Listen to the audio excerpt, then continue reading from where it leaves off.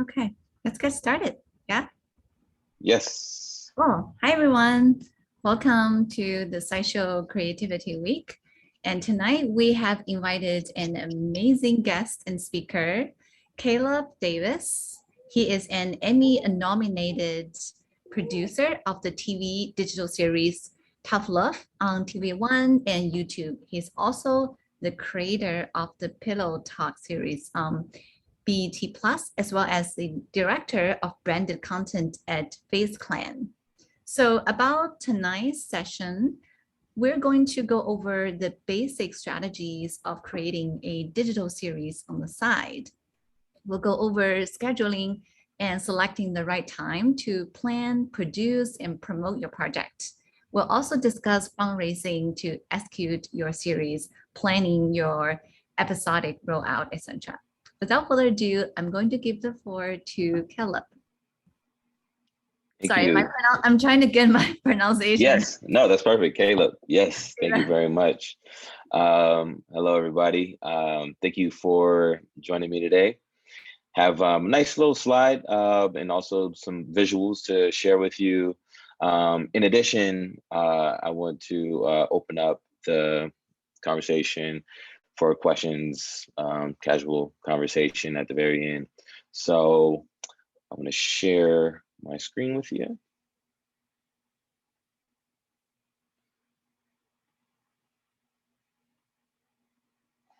Awesome. Cool. All right. So this is just the basics of creating a digital series. As she mentioned before, I'm an Emmy nominated producer for digital content for a series such as Tough Love. And, during my day job, I'm a director over branded content at Faze Clan. So my jobs kind of collide together, but at the same time, Tough Love is my actual love and passion. Just a quick little overview about today. Today we'll go over the About Me section, a short little testimony, the objective of today, scheduling and planning, producing and creating a show, fundraising, final words, and then the questions. So briefly touched on this. This picture is an event, the NAACP Image Awards, TV One, which is one of the networks that we share content with. They invited me and my wife out. It was a great night, and it was good just, solidifying our work, bumping shoulders with a lot of industry greats. So this is a picture.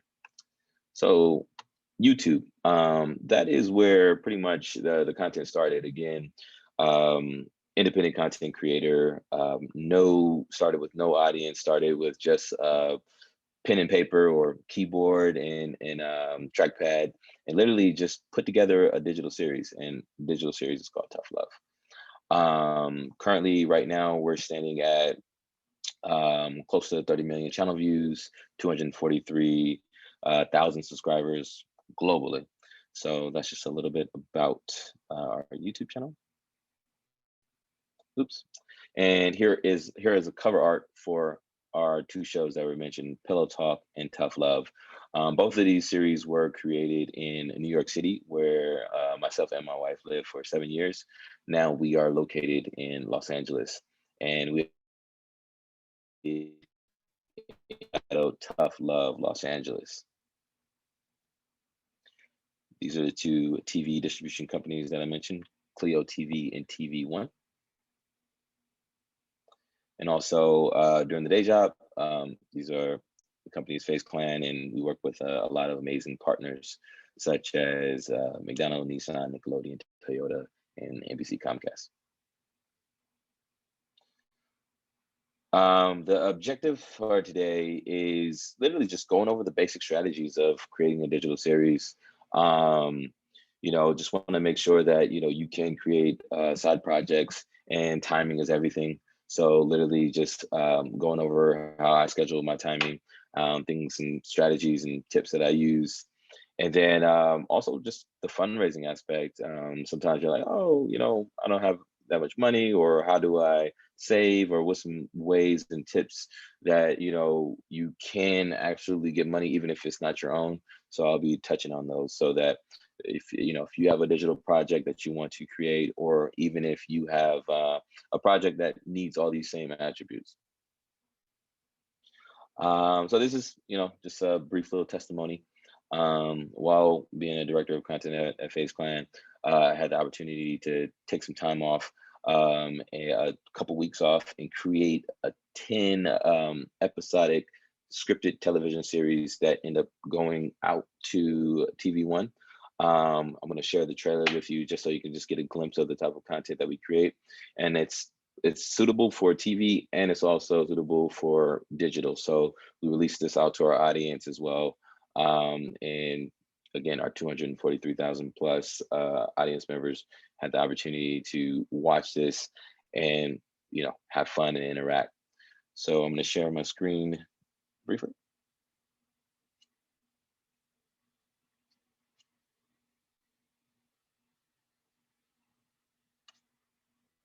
Okay. Oh, sorry there. You are sharing your screen. Sorry about this. New share. Okay, so this is the trailer for Tough Love Los Angeles. This is when I took some time off work to create Tough Love Los Angeles.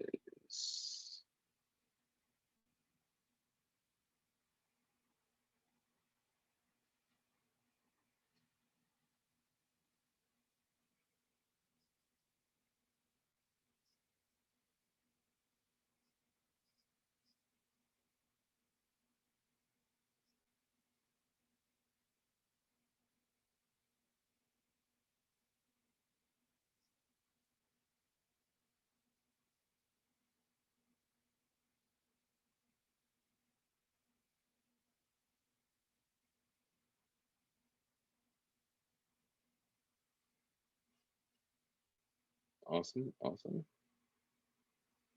So that was the trailer for Tough Love Los Angeles. Again, that was my side project.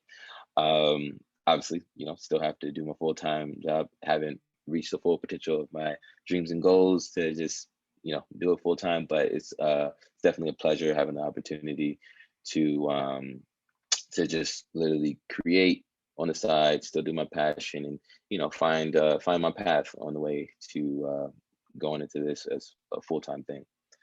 So I'm going to share my screen here. Let's see, going back to our slide.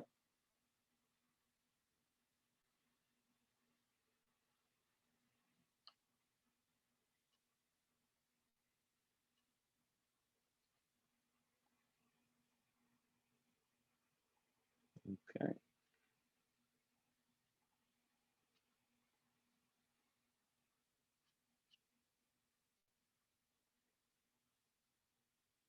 All right, so scheduling and planning. So first off, when it comes to Are you scheduling and on planning, mute? We can't hear you. you can't hear me? Hello? Oh, sorry.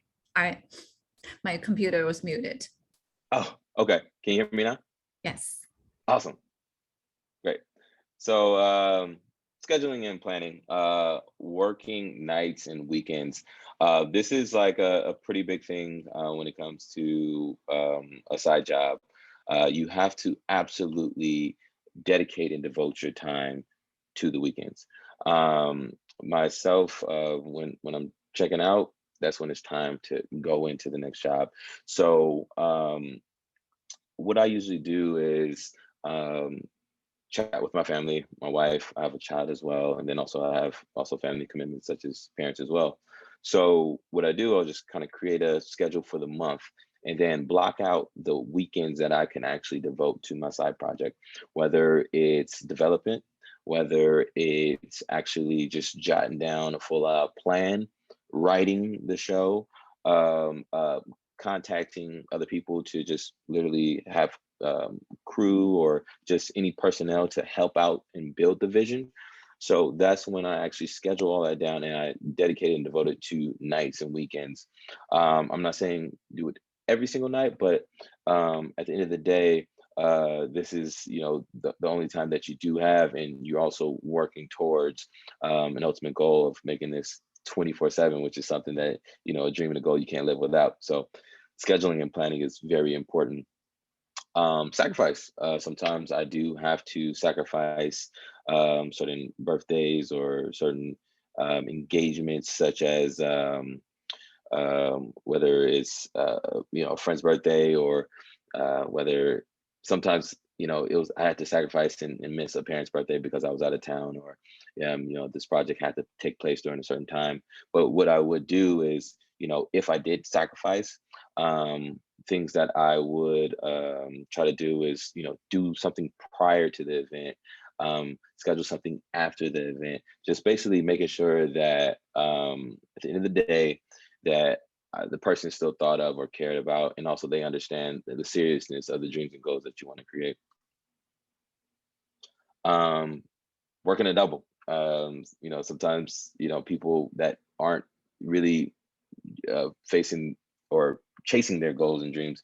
Um, Sometimes they're just working a double just to make ends meet, but what you'll be doing is working a double absolutely to make your ends meet, and then also working a double to making sure that you have something on the table, a proof of concept, making sure that you're being fulfilled creatively when it comes to the content you want to create or the projects that you want to execute. So my mindset is always like, I'm working a double. Again, I'm sacrificing working nights and weekends.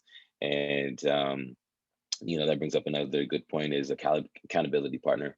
As you can see right here, the picture to the right, it's myself, our original Tough Love New York cast members, and my wife, Ronnie Davis, to the left. She is my accountability partner because she also co-creates with me uh, Tough Love, Pillow Talk, and many other projects.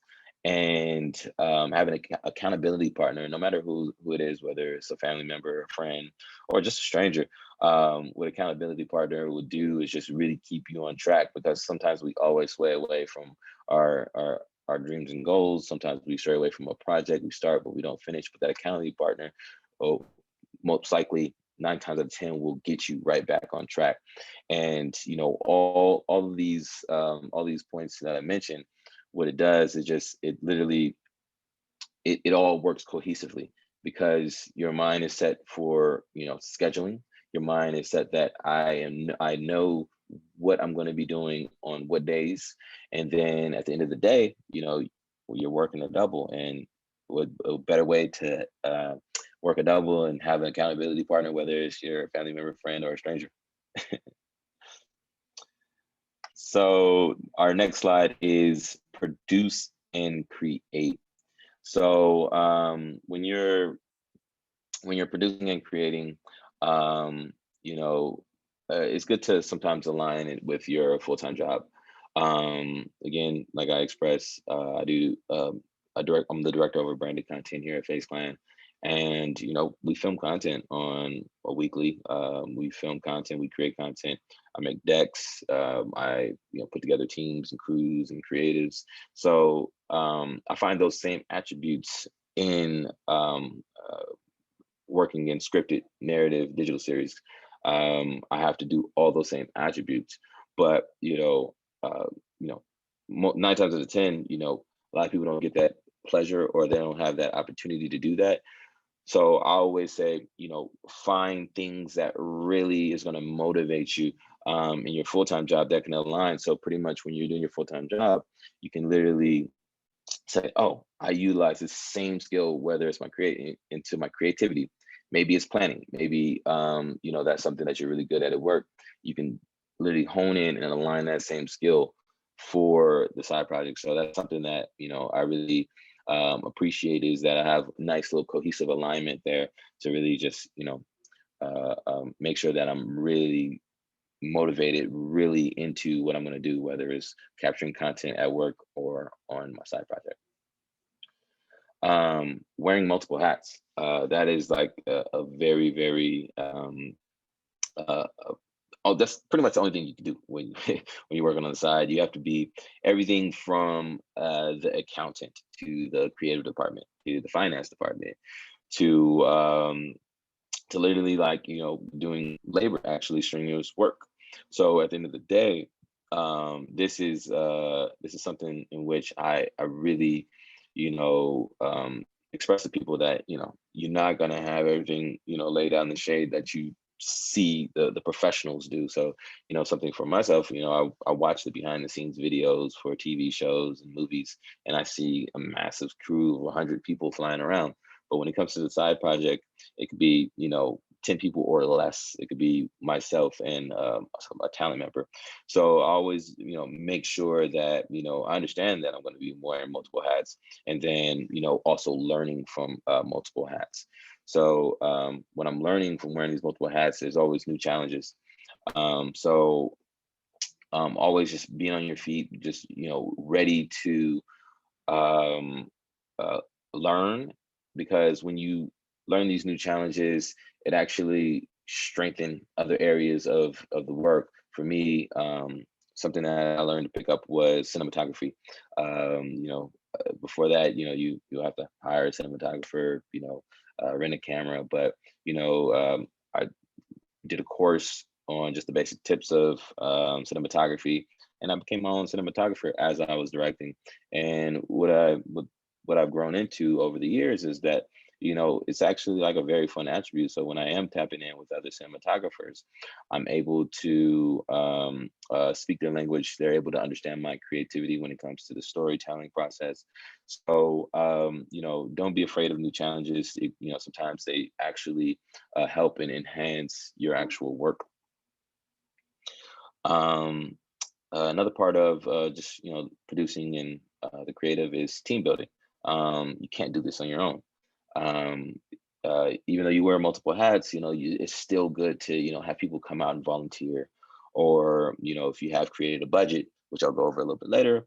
You can have people come for a small amount, give them a stipend, or pay for food, depending on your financial contribution towards your project.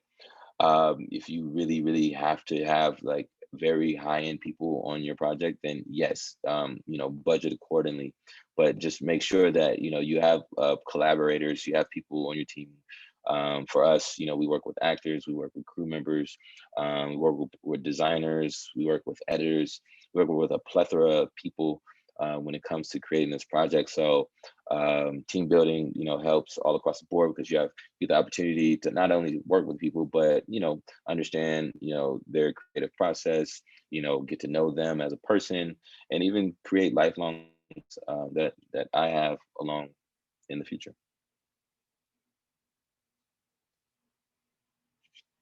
Plan and budget.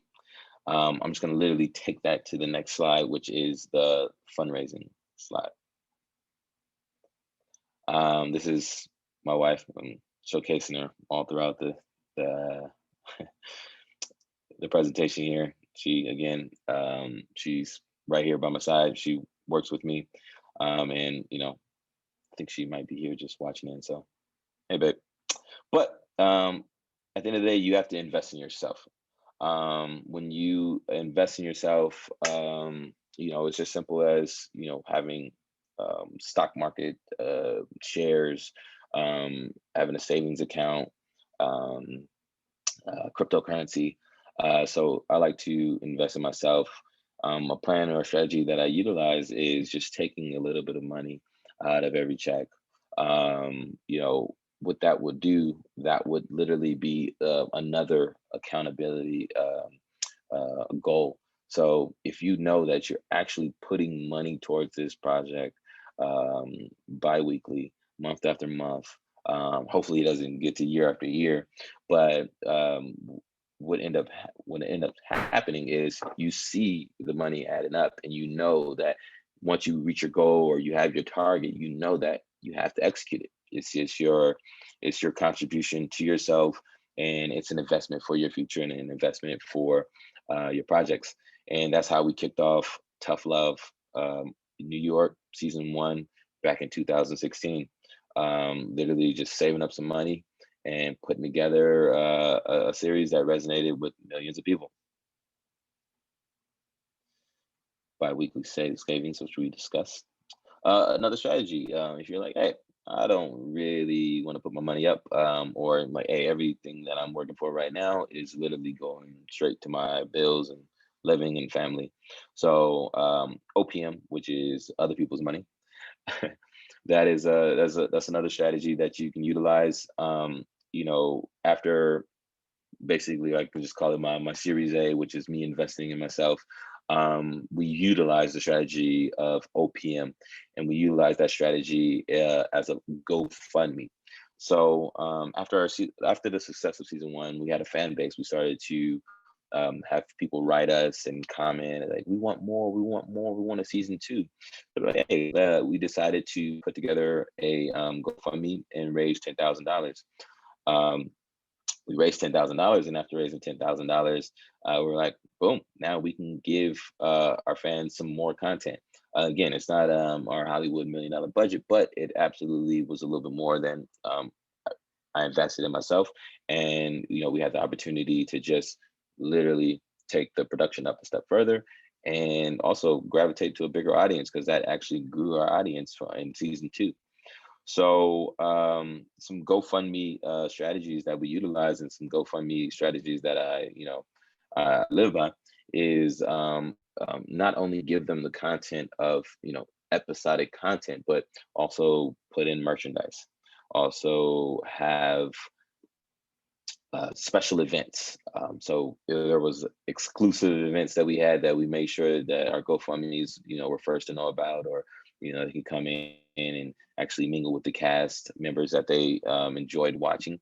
Also, we put together different tiers, such as getting bonus content, getting things before anybody else, the exclusivity model. So basically, when they gave us money, it was also value to them as well. So everybody was able to win, and that's the model that we love to live by. This is a crowdfunding method, and not only are you getting financial equity towards your project, another thing that what happens is people are actually buying into the brand. They're buying into you as the creator. There's been many people that have funded us, and just gave a actual financial contribution, but then either past that, they will recommend us to other people that have helped our series go along, whether it's crew members, whether it's actors, whether it's events to showcase Tough Love and many other projects. So just always remember that, when you're working on a digital landscape, when you're actually showcasing to people digitally, you're crowdfunding, you're bringing people together and creating community. Another way of fundraising, after season two of a GoFundMe, we had season three of Tough Love New York.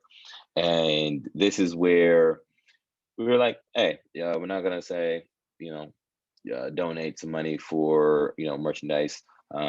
We did have merchandise to sell, but we also had an actual bonus episode to sell. And this was, we laid out 6 episodes for free on YouTube, just like every other season.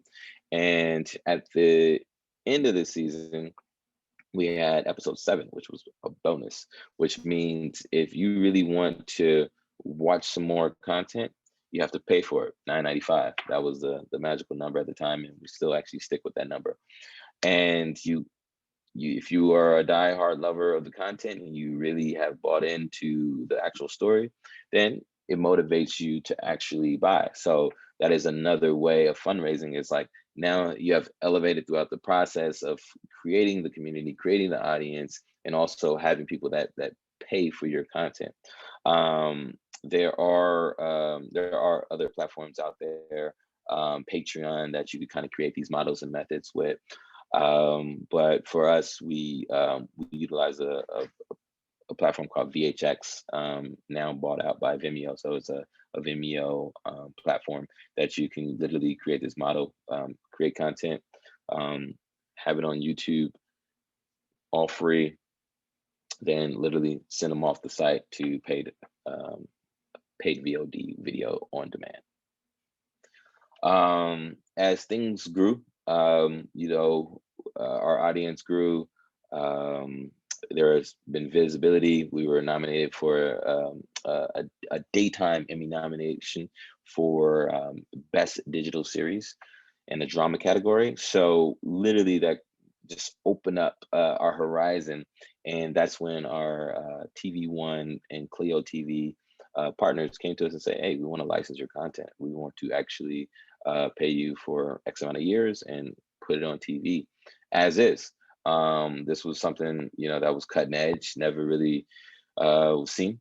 And even people within the network, they were like, whoa, we didn't know this was a thing. And, the top executives at the network believed in us, and, it was a success. It's still a relationship that goes on with the network to this day. So, just understanding the different strategies, understanding the different ways of fundraising. There's many.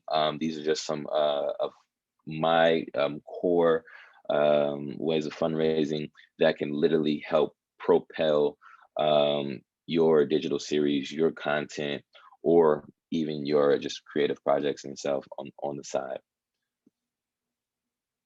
So, yeah.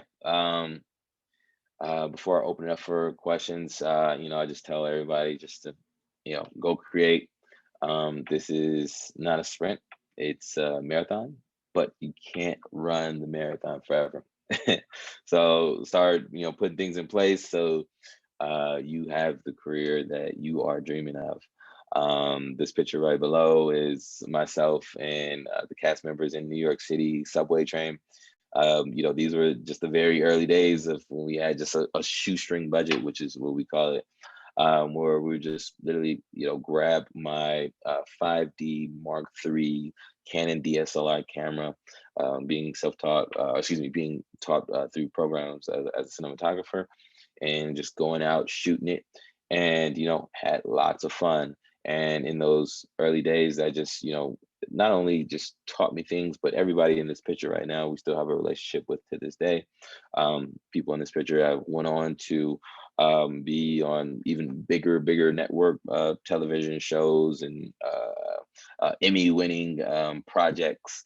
So, it's always fun just to build with people, whether there's creatives, actors, crew members. It's always just enjoying the process. So yeah, I want to just open it up right now for questions, and I'll be happy to just have a conversation with you guys. Thank you. All right, we have one question. And Don asked that, what are one or two of you and your wife's ultimate goals for the future based on what you're creating now? Great presentation. Thank you. Thank you very much. Great question. So me and my wife's goals is it's literally HBO, Netflix, Hulu. Those are the networks that we are striving for to get our content on. We still create content on the side. We've created Tough Love Los Angeles, and we're still creating other series. So we will love to repurpose the content and have it on Netflix, have it on HBO, or even go through the full development process where we sit down with the network, and we have to recast projects, or we have to bring in a full established production company that they've worked with. So we opened ourselves up to that, and we absolutely are looking forward to doing that in the future. But at the same time, we want to make sure that we continue to create. We want to make sure that we take no year off. There's been a project every year consistently. Even through the pandemic, we didn't think we can do it, but through through the COVID protocols and having proper masking and getting everybody tested, we were able to create throughout the pandemic. So yeah, every year we're gonna do it until we get to our ultimate goal. HBO, Netflix, Hulu.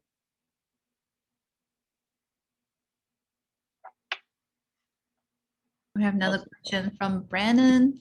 Thanks for introducing OPM to me. I had no idea that was the term.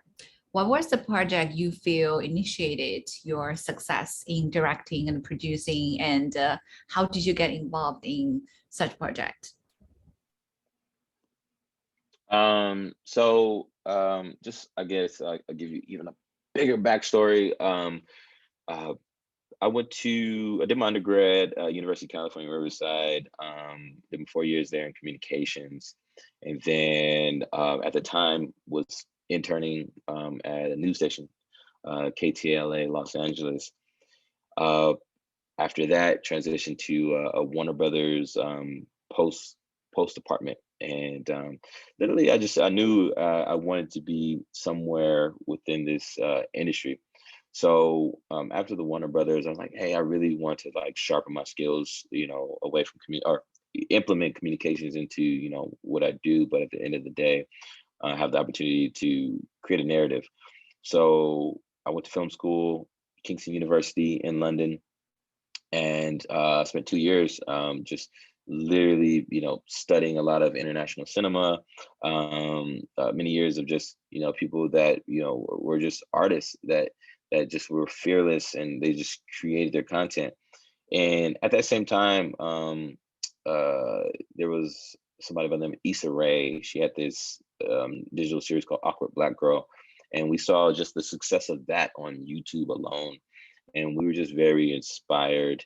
It wasn't your traditional cinema, it wasn't your traditional TV, but at the same time, it created an audience, and that is literally what we were mirroring off of. And we did it. Awkward Black Girl actually went to HBO, which was even a bigger success. Issa Rae created a show called Insecure. The final season has just been released as of last week. But long story short, seeing her HBO transition was the motivational factor for us, is going from digital to TV. Currently we're at TV1, or we have content with TV1, but at the same time, we still want to aspire to have our end goals, just as Issa Rae did it. And then just, other projects as well, we still sharpen our tools, whether it's creating a short film, having narrative pieces that can really resonate with people. And ultimately just, watching good content out there, especially for African-American content creators and people of color. It's good having a voice. So I think I might have fully answered that question. I think I might have missed the beginning part. But did that fully answer your question? And you can talk too. Feel free to unmute yourself. So we have another question from Dan. What are some things you've done to fully pursue your goals, but also prevent burnout? Such a great question. Oh yeah, preventing burnout. So leading up to filming Tough Love, we go 2, sometimes even 3 weeks nonstop. So preparing for that, I love a little just R&R, whether it's just going to the beach. I love to exercise. I love to run. 2017, I ran the New York Marathon, so that was that was one of my stress relievers. And just even training for the marathon, that really just kept me just stress free, healthy, fit. My body was ready. And even at that time, I became a vegetarian, so I wasn't feeling as sluggish as before. So whether it's health and fitness, whether it's just taking a walk just to clear your mind, these are certain things that I like to do to like prevent burnout, and then also have something scheduled on the back end. So kind of know that like, oh, I can have a trip, an hour away, take the bus or the train or just fly somewhere if you have it in your budget, just to know that, at the end of all this hard work, what we're going to do is, go somewhere, treat ourselves, and know that like, it was a lot of work, a lot of long nights and hours, but at the end of the day, you can treat yourself at the very end, and also prep and, really, understand that you're getting ready to work a lot of long hours. Thank you. And Brandon is curious about your background and the path it took to get where you are today. Yeah. So, just touching on the background, after film school in London, worked for the 2012 London Olympics. So, that was an opportunity where we're the film team capturing the gymnastic events. So that's when Gabby Douglas won her gold medal. So it was just, that was just my Kickstarter into just the industry. And then from there, it was moving to New York and living there for 7 years, and starting from just like, out of film school to going to just a production assistant, just so I can really touch these sets and understand what it took to make content, work with different collaborators. And what I notice is that, when I'm creating a tough love or I'm working for my company, um, I see a lot of people along the way that I'm still, working with to this day.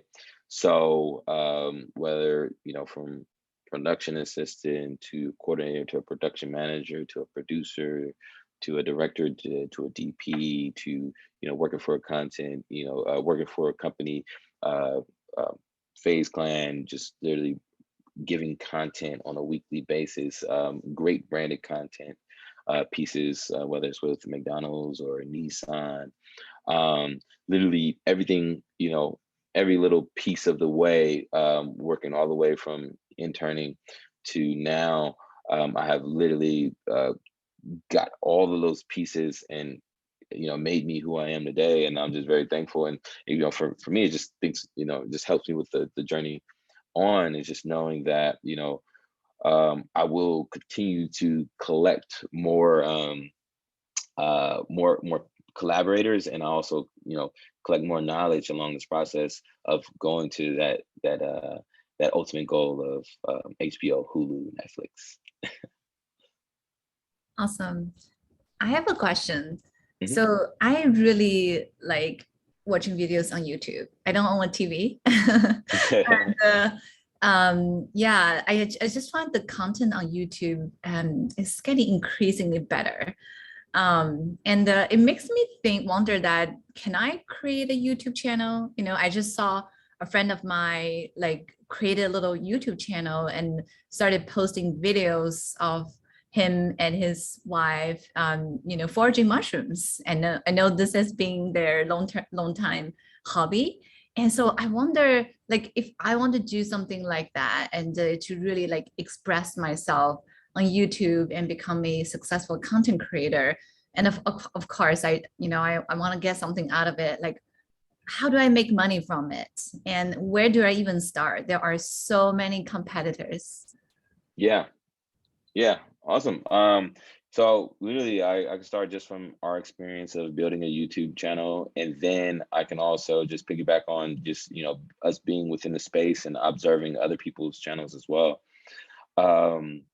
So part of that planning process that I mentioned earlier is, you want to plan out your content. So whether it's scripted, unscripted, vlogs, you want to say, I have a strategy of releasing a video a month, or a video every other week. So what that would do, that would start to build a consistency of content. That would give you the opportunity to literally know, or give your audience something to look for. So when you release your very first video, or whether it's a trailer for your first video, you'll let them know in a month something's coming. So they'll have something to look forward to. And even just, sorry, one more step before that is identifying the actual audience. So as I expressed, Issa Rae was a member of YouTube, and we saw how, you know, she had an audience, and we saw what she did for her audience. So we literally went to her page, did like a case study, research, you know, her strategies, you know, what videos received a lot of views, what videos didn't receive as many views. And then YouTube even has this as well, where it shows you other channels that kind of resemble, that will fit in that criteria. And then literally just go to those other channels. They might be greater than or lesser than, but still see, you know, the competition, because what YouTube is going to do, they're going to bundle you in the algorithm of the content that you like to see, or the content that you're creating. So if it is you know, cooking videos, it will literally build your algorithm, and then it will suggest your video amongst the other community members of cooking videos. So that's another thing, is, you know, finding the niche in there, doing a case study, and then go to the you know, planning your actual content. And you know, after you plan your content, I say, you know, dive in those analytics, you know, see where the people are watching, see if it's locally, see if it's international. You know, check the demographic, because what you could what you could do then, you can literally cater your next video, or the content later, to that audience, and they will start to share it to other family and friends, or just other people that they think that your content is interesting, or they will just really start to study your content as well. So those are just some strategies that you can utilize. The money part. So when you start to slowly have people watching your content, it's called AVOD, advertising video on demand, which YouTube is, and literally it's pretty much paying you for the view. It's pretty low from the very beginning, but at the same time, you do start to get some money. And after the AVOD process, is I always say, hey, you know, create some merchandise. You could be unique with your merchandise. It doesn't just have to be just be t-shirts. You can even be a super entrepreneur, and you know, create a product. A product that my wife created, actually, and we implemented into our content, was a card game.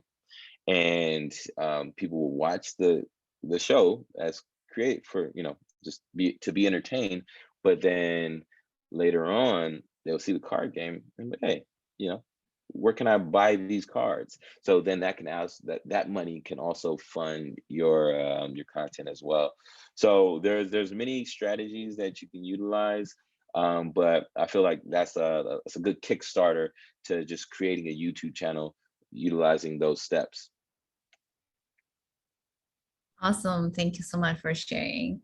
Yeah. Yeah. Absolutely. What are some of your favorite types of content on YouTube?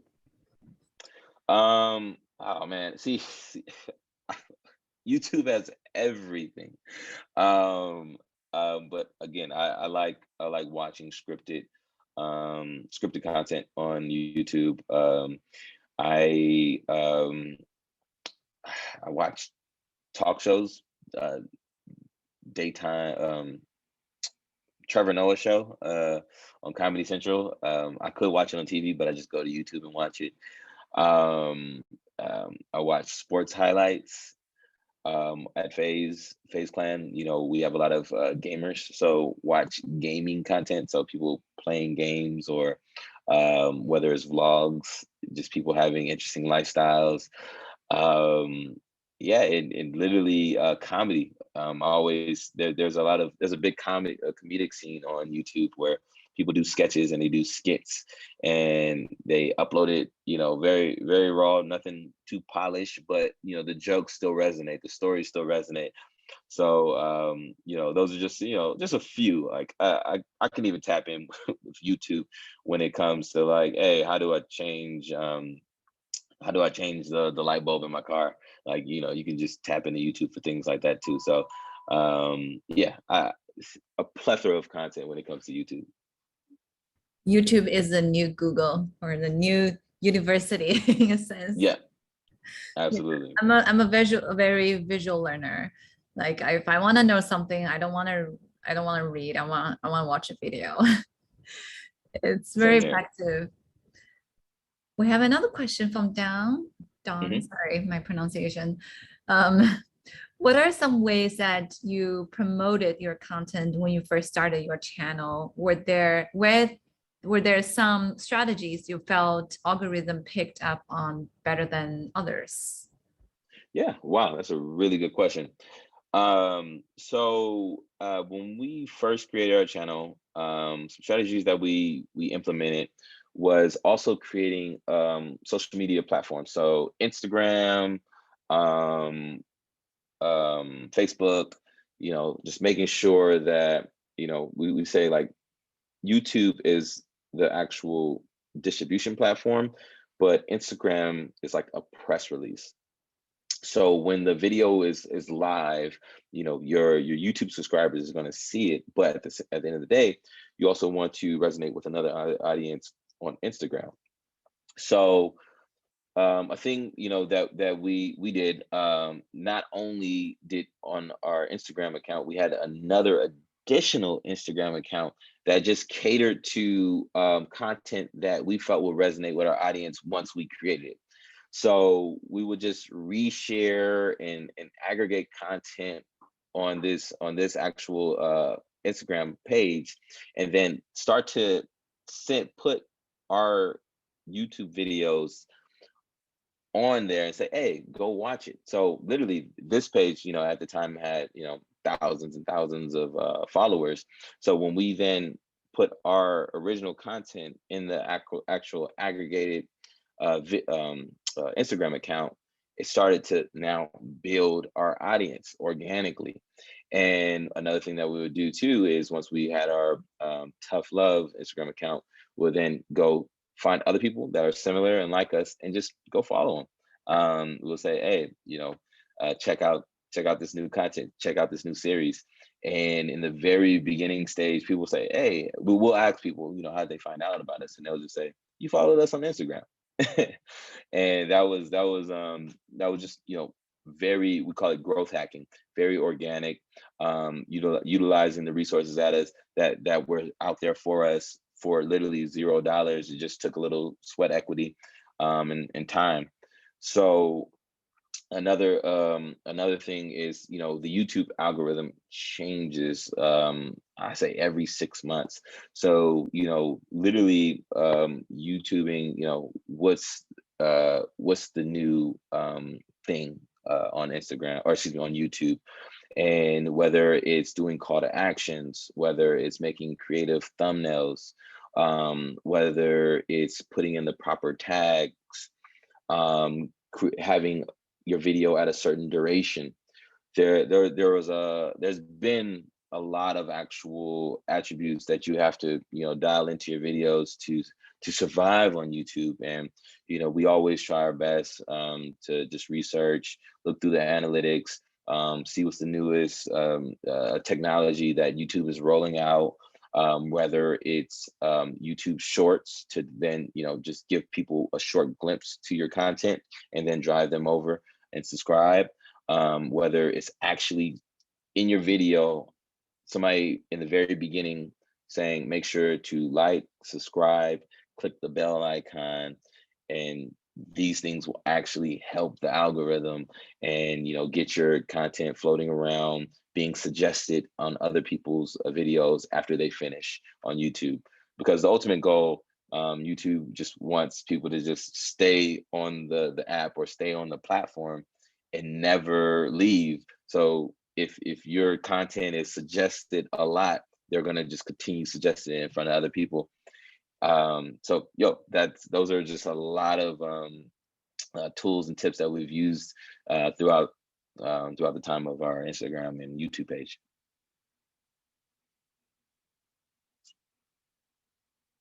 Awesome. Thank you so much. Are you on TikTok by any chance?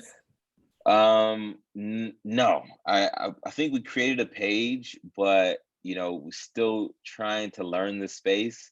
Not quite there. Like, it is absolutely a great way to build an audience, especially if if you have long form content on YouTube and you can actually pretty much just shorten it. You can showcase it really quick. People can digest it really fast. And then it has a YouTube link where people click that link and go see all of your content. So, we've built the skeleton, but we have not like fully dove in and been proper TikTok content creators. Gotcha. Yeah. What you just said just remind me that I've seen, content, because I'm not on TikTok, and I'm on, YouTube and Instagram. And I came across some podcast on like short clips of podcasts on Instagram, which brought me to YouTube. And I also seeing like short clips on Instagram and realized, oh, the original content actually lives on TikTok. So like by being on different platforms, you can potentially reach different audience. Yes. Yeah. And that's the thing that we really love, is that, whether it's Snapchat, Facebook, Instagram, even TikTok, I feel that we're going to get there eventually, but literally having these other platforms support your content. It was a time where we want to make our content evergreen. So not only is it an actual YouTube series, but you can go to SoundCloud and listen to all of the music that we showcase in the show. So we have a SoundCloud account. So once you listen to the music on SoundCloud, we put our YouTube link so you can then go back and watch the show. And then another thing that we did as well is like, okay, now we have other platforms such as Amazon, so let's put it on Amazon as well. So if people are on the Amazon algorithm, it will suggest our content over there, and that's another way to make money, is by putting it on other platforms as well. So long story short, it's always fun to find a new platform that you can showcase your work, promote your work, but always remember too, it's going to be more work, and you have to build that into your scheduling. You have to build that into your planning to manage all those platforms, because sometimes when we're creating an episode and we're releasing an episode, not only are we exporting the video, but we're exporting the thumbnail, we're exporting the promo clip, we're exporting the vertical layout, we're exporting the hard post square 1:1 ratio for Instagram, we're exporting all these different deliverables. So just remember that that is part of the hard work, but that's part of the journey, in which you can pay somebody to do it, or you can learn yourself, really have fun with it, and understand that just being creative in ways to get your work out there, or to have people enjoy your content, that's just a fun part of the full out experience. Awesome. Thank you so much. Do we have any other questions before we wrap it up? Cool. Well, thank you so much, Caleb, for spending the time to share your stories or experiences and tips. I've learned so much, and I hope our audience did as well. And maybe, you're feeling very inspired and can start planning your YouTube channel or any digital content series. And Absolutely. yeah, and Absolutely. Yeah, if anybody wants to reach out to me, they can just find me on Instagram. Caleb, CALEB, DAVIS, Films, FILMS. And you can just direct message me. I always reply to those. If you have any additional questions, or if you have any work that you want to share with me, again, I love the space, full-time work in the space. I, creatively work in the space. So, always looking forward to cool new content as well. So thank you. Awesome. And we have one day left for our creativity week. I just sent the link in the chat. You can go to our website and check out the remaining sessions. All right. Thank you so much, everyone. Have a great night. Bye. Bye-bye. Bye-bye.